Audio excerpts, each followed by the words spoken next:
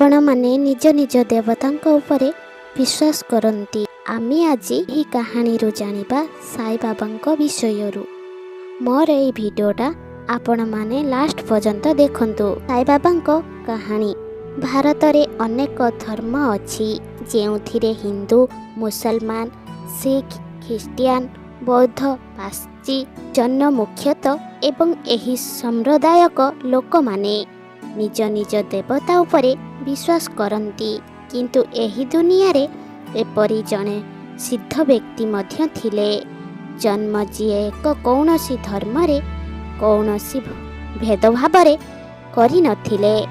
तांकर नाम साई बाबा, जहाकु जने चमत्कार व्यक्ति मध्य कुहा जाए।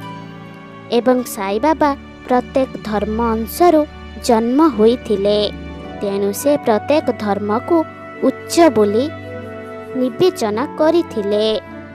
एही कारणरु प्रत्येक धर्म एवं जातिर लोक माने साई बाबा को पूजा करती एवं तांको विषय रे प्रत्येक छोट कथा जानिबा को चाहती। मोर ए भिडियोटा आपण मानकु जदि भल लागिला ताहले गोटे लाइक करि देबे। मोर ए चैनल टाकू सब्सक्राइब करबा को जमा भूलिबेनी। पाखरे थिबा घंटीटा को दबाई देबे। धन्यवाद।